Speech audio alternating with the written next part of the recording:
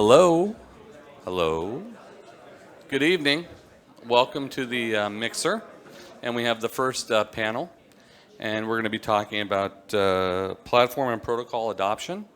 And I'm going to pose some questions to the panel. And hopefully they're going to answer them. If they don't, I'll make up answers that make no sense. So anyway, I'd like you guys to introduce yourselves. With the microphone. So my name is Aliaksandr. I go by Sasha because we have like 5 or 6 Alexes in our company. And I work for a company called Neo Protocol. It's a sharded proof-of-stake blockchain similar to Ethereum Serenity in its design. Will be launched late this year. We're focusing on a lot of different things, but gaming is one of the aspects of the market that we're focusing on. Hey everyone, thanks for coming. I'm Nicolas, I'm the CEO and founder of Ultra. So we are a game distribution platform based on EOS. So we report EOS and we create a new solution. And we essentially are first a game distribution platform, and then we evolve into a full game ecosystem. Hi, my name is Gabby Dizon from the Philippines. So I do 2 things. I've been a game developer for 16 years, founded a game company called Altitude Games 5 years ago that was doing blockchain games. And along the way, we spun out a company now called Outplay that does crypto payments for skill-based games. Hi everyone, I am Sandeep. I am one of the co-founders of Matic Network, which is a layer 2 scalability platform. And gaming is one of the focus areas for us. And yeah, we are working with a lot of games, big games in this space. Yep. Okay, so I didn't introduce myself. I'm Edward Moalem. I'm the CSO of Ultra, so I work with Nicolas. If I don't do a good job, it'll be reflected in my review later on, apparently. I heard from Nicolas. Okay, let's get to the first question because we have limited time. What are the best use case studies for the use of blockchain? Anyone? Yep, sure. So the best use case, I would say, in terms of blockchain for the game industry, what's very important about blockchain to me is that you have, as you know, transparency, you have immutability, and one of the key aspects is the transparency. That's what brings really value to me for the game industry. Because you might have, for example, as you guys know, loot box. That's a problem for people because they don't know what's going on. They don't know if they're going to get cheated. The government even put some regulation around that. You are forced to give the numbers out. But you still don't know if people really apply that. So once you have, for example, a smart contract with the code clearly visible for the people, they can check, okay, if I want to get this crazy cool sword, I really have 1% chance. But I can see that I will really get it if I run the numbers. But if I don't see it, that's a big issue. So I believe that's one of the key aspects that would be very useful. And this transparency also applies to business. So once you want, for example, to get paid, imagine I'm on Twitch, I'm Ninja, I want to talk about games. I want to get rewarded when actually I bring somebody to buy a game, but I have no clue if the guy who's selling the game going to pay me what I deserve. And so in a sense, everything that the blockchain provides is this visibility and then making sure every business is run properly. So I think right now it's kind of like gestation period for blockchain ecosystem. There are a bunch of use cases people trying out. It's very hard yet to predict how it's going to shake out in the next couple of years, but I would say that the things that people find compelling, especially game developers, is opportunity to work together and build kind of worlds together. So what people saw in like Ready Player One, it will come to reality. It will just take like 10 years. And I think that's what people are very excited about. One of our early engineers, actually, she worked in Niantic early days when they were building Pokemon Go, and they had really bad UI and mapping early days, but the third-party developers who wanted to build it out and were really interested in helping out were not given access to the data by Niantic, and so the software was not basically improved as a result. And so the compelling vision of the blockchain is kind of like continuation of open source movement where people in the future will start working together on common ecosystems. So we're really excited about crypto-based payouts for skill-based games. If you look at game tournaments right now and games like HQ Trivia that give out cash prizes, so the game itself scales worldwide, but the payouts do not. It's usually limited per geography, and I think this is really broken because it enables the software should enable your game to be played anywhere worldwide, but it's very hard to set up that payment worldwide. So this is something that crypto fixes that inherently makes the product better without necessarily touching the core product itself. So if you have any regular mobile game, for example, or a casual game on mobile with tournaments, then if you add payouts that are crypto-based, then you can immediately offer payouts worldwide. So for me, I think the biggest benefit of blockchain in gaming is one of the fundamental aspects that blockchain solves. So and that thing is ownership. So what blockchains ensure is for the end user is the true ownership of any asset he's holding, be it Bitcoin, be it Ethereum, whatever it is. And that ownership concept at a very fundamental level applies to the games also.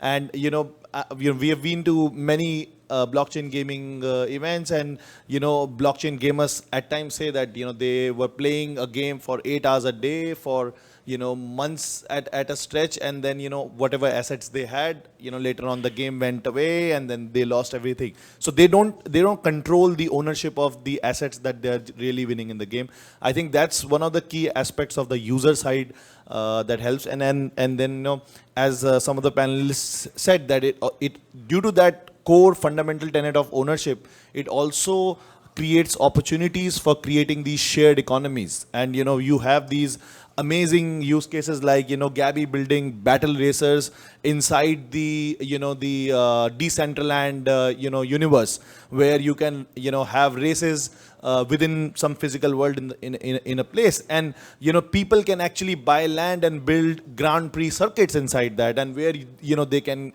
have battle racing games, car races. And then you have teams like Bet Protocol, where people can come into this game racing environment and have a betting and competition on top of it. Like these kind of sharing economies are unheard of in the current ecosystem that we live in, and that's what is the most exciting part of it, according to me. Excellent. Another one. What would be the secret sauce that would incentivize gamers to adopt or migrate to blockchain products or services?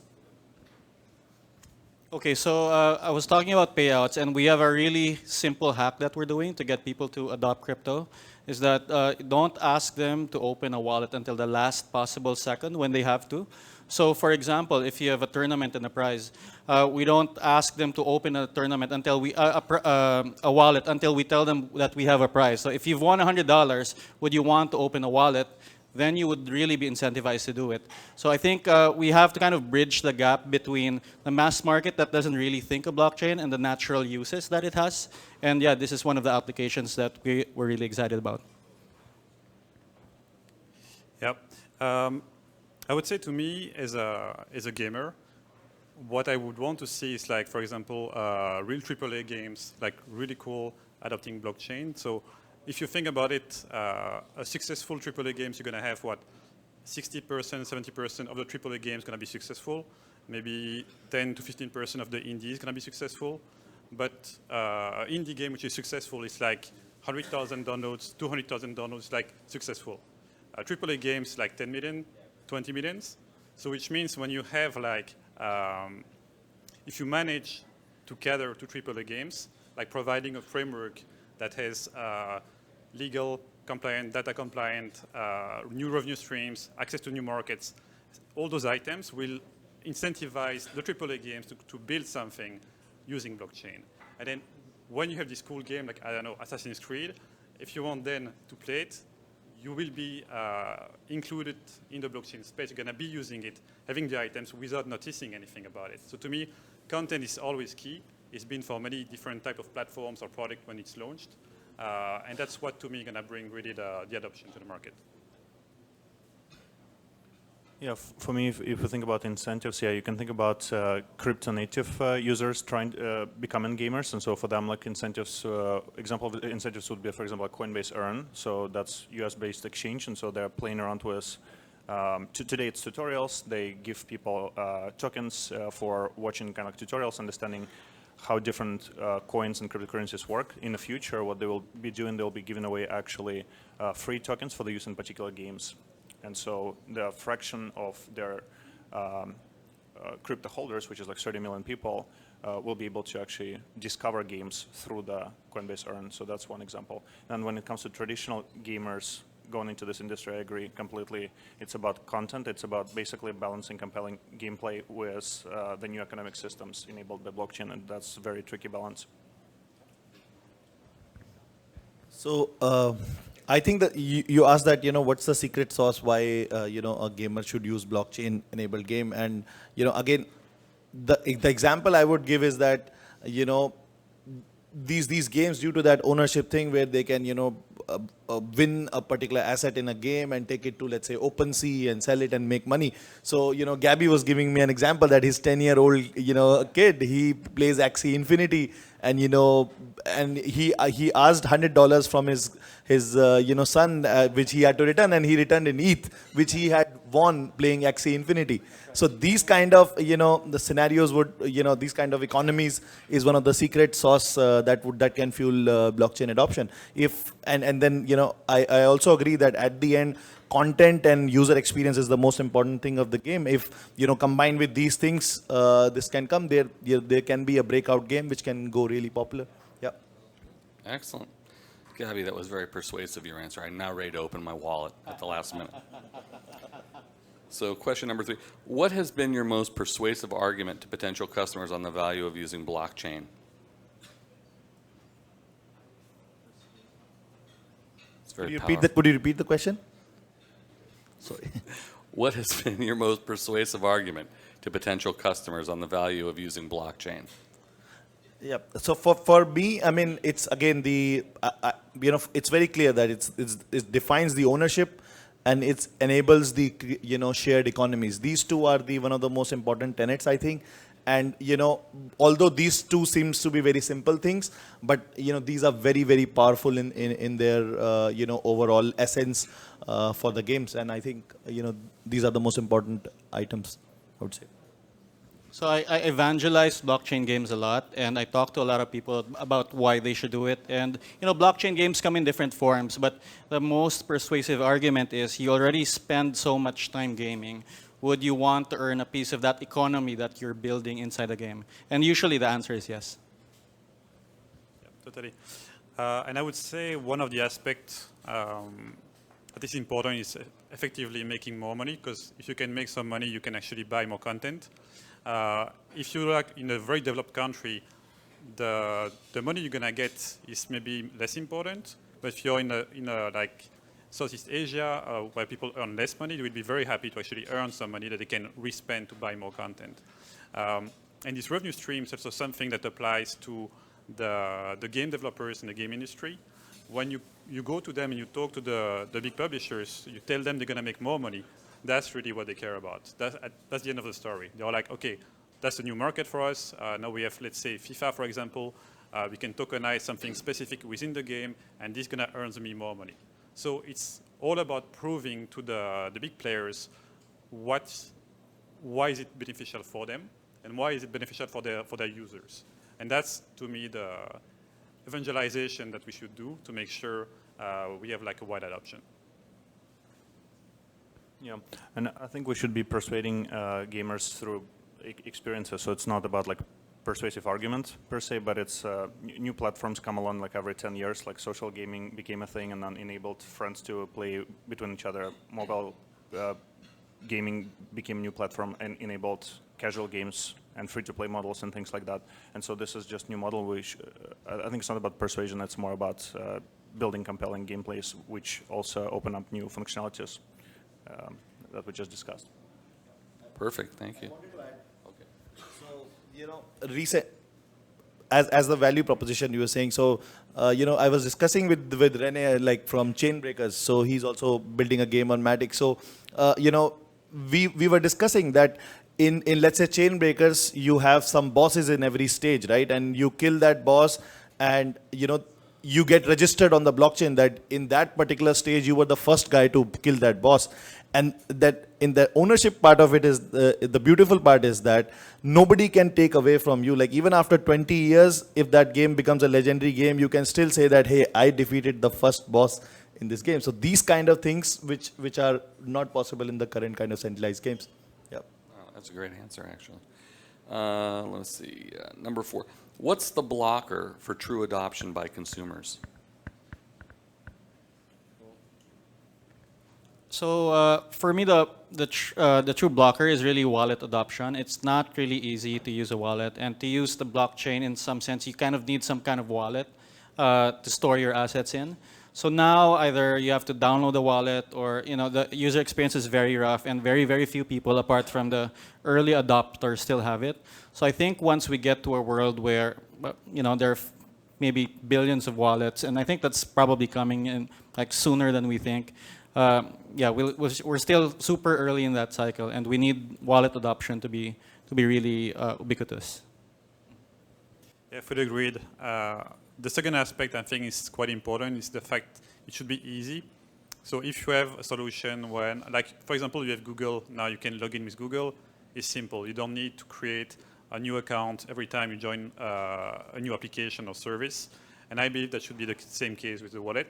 So if you have like one wallet, you have like one login, you just join one platform and you access everything you need. That's to me the best way to actually make it easy for people. They don't need to understand there is a blockchain behind. They don't need to understand it's a wallet. Like every gamer, they have like credits. Oh, I have these items in my inventory. I have this much money in my game. That's enough. They don't need to know it's a wallet. They just need to know, oh, I can use it and I can actually trade it and I get something else in return, or I can use it to buy something else. But they don't have to have the blockchain concept.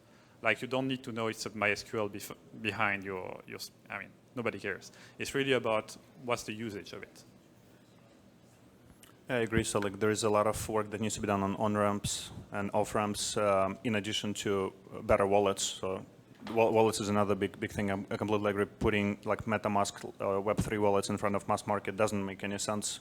The drop-off rates are like 94%, for some games 99%.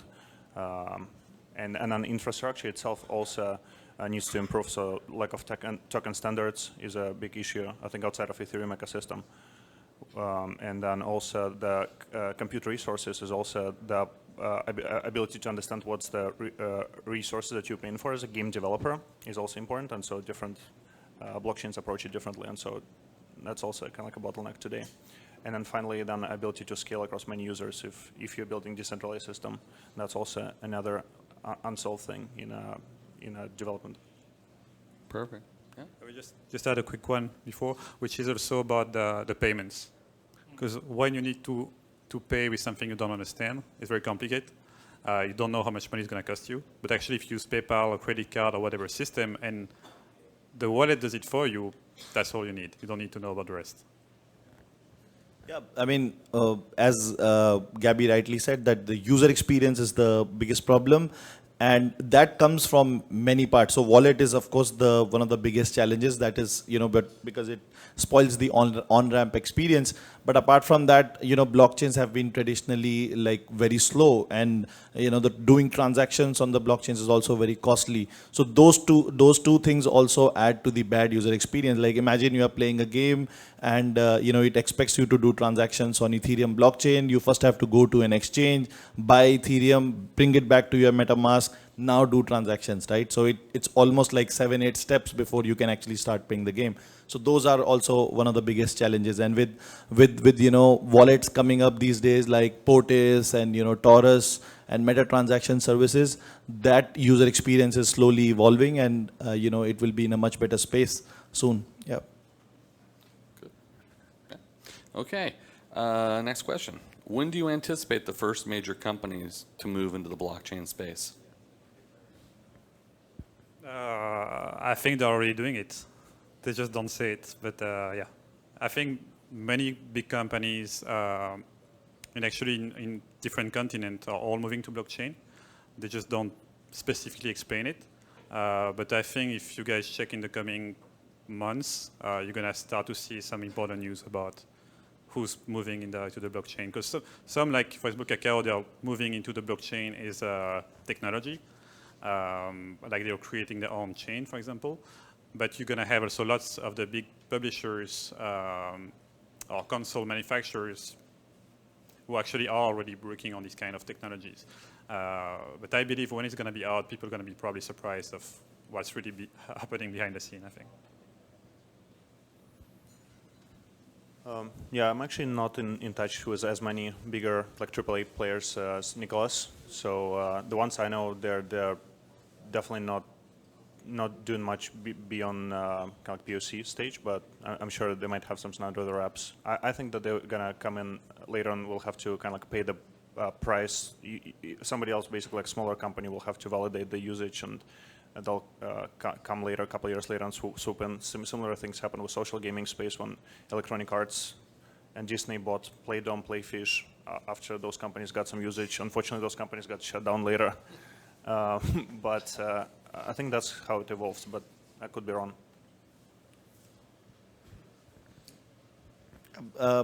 I think that the bigger players, there are few. We also are talking to a few of them, but mostly I think that one or the other, killer game from the blockchain space have to really explode. Like CryptoKitties did a very great job last year, last year, and it attracted a lot of attention. But I think now it's on to people like, Axie Infinities and Battle Racers of the world to make it really big. And then only these people will, start taking notice. And in blockchain industry, one thing we also have noted that, there's a lot of trend following. Like if there is something is successful, everybody starts following the trend. So maybe some people will come late, but when they come and, it can be really exponential. So I would give the ultra slant on that as like a fifth answer to this. I've been a road warrior for the past 18 months, and I've met with all of the major companies, and I can say that from the conversations I've had, they're all at different levels of either investigating it, doing their due diligence, or some are truly steeped in it, and they've brought in professionals to really build this thing out as part of their business model. Do I get bonus points for answering, Nicolas? The last question, what does the future hold for blockchain?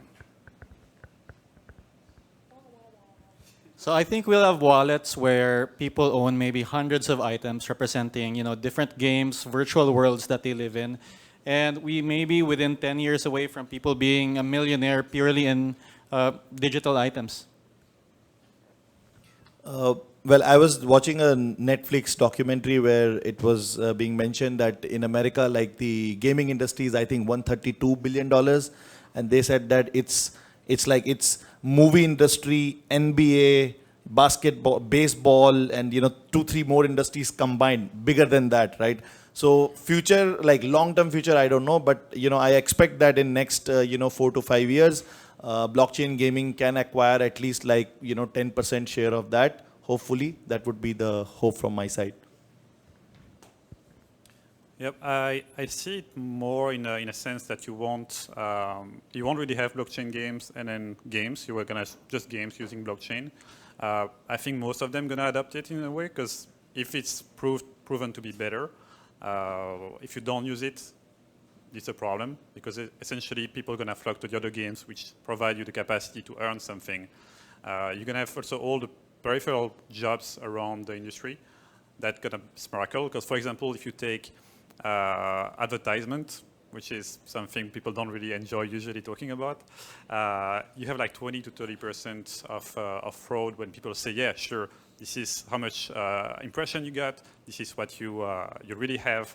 So this is this transparency again that provide people new capacity to create businesses, which are legit.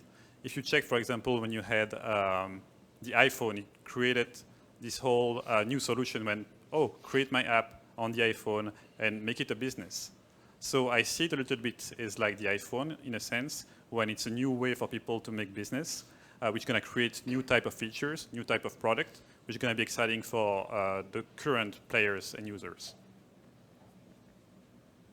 I think games will become a lot more like interconnected. So internet-enabled multiplayer games, and I think now blockchain will enable the exchange of value between games. So trading of digital assets between games, between gamers, it will actually become a thing.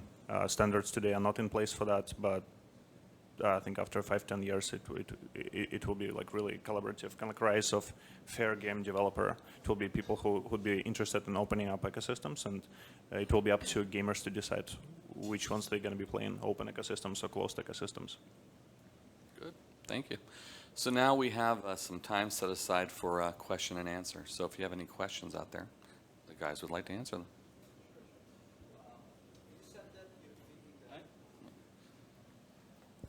Thank you for the talk and for the explanations. And you mentioned that you've seen, you think that blockchain will enable new ways of monetizing games and new ways of making games. Have you seen any interest from game developers on that side? Do you think game developers are interested in trying out blockchain features? Yes, definitely. So essentially, the way you can monetize games has been evolving over the years. First, you had premium games, then you had free-to-play games. Actually, Korea was very popular, and it still is. The way people can make money, like monetize their players through blockchain, is very interesting for I would say the game developers. They can have all these NFT solutions that can provide them, for example, capacity to trade items, get a share of every time the item is traded, they can get a cut of it, or every time somebody resell the game, they can get a cut of it. So it's all new business models that can be attached to that, and I think people are going to get really creative. You can have anything, as long as you can create something public, so you know the smart contract going to be public. Okay, this is the rule, this is what's happening. You can be very creative, and one of the reasons why I think game industry will be leading in blockchain is they've always been on the top of the innovation. So they are prone to innovation, and the players are prone to adopt as well new technologies and new solutions. Yeah, so I come from more of the, I would say, traditional mobile gaming space, and I would say that most of my colleagues there probably haven't really done any blockchain games yet. A lot of it is a wait-and-see attitude. A lot of people are, being sold to telling them that they can make more money. These are new ways of innovation. But I think until they actually see one of their friends make a lot of money because they made a blockchain game, that's when they'll follow. It's really a very trend-based business. And when you see a true hit come out, I think that's when everyone will go to it.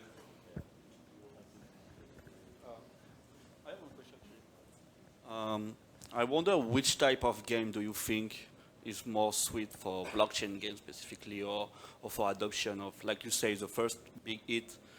Do you think it will be an RPG, or will be something new we don't really know about, like a bit of gambling? What do you think about that? Because when you see CryptoKitties, was it really a game, or was it a gambling application? That's a bit my question. I had like. Okay, so this is a bit of a philosophical take, but there's no reason to put blockchain in your game if you don't want to have some kind of economy in it. So the thing that probably most closely maps are maybe MMOs that have a very complex economy, and even a lot simpler games, RPGs that have economy. A game like Axie Infinity, for example, that has its own player economy. As I think of it, each game as its own country with its own little GDP made up of all of the transactions that people make between each other. So there has to be that kind of economic incentive to make these transactions for blockchain to matter in the game. Yeah, I would say the fact of having inventory-heavy game is very important. So something when you can actually collect things, when you can a long tail game, as we call them, like a game that you play for a very long time, you can evolve.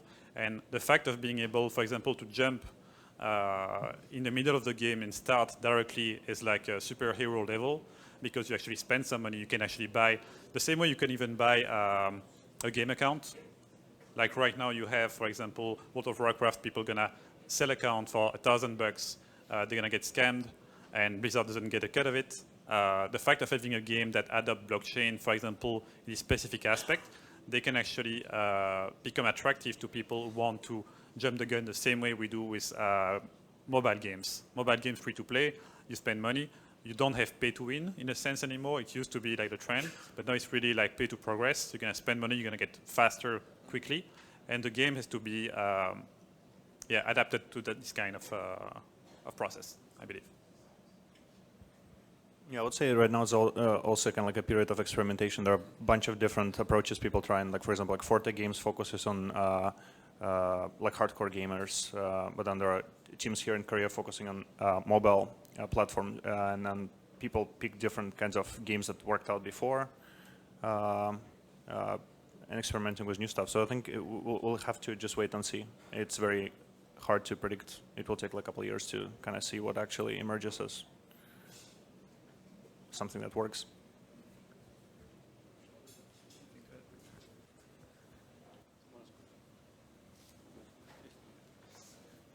Any other questions?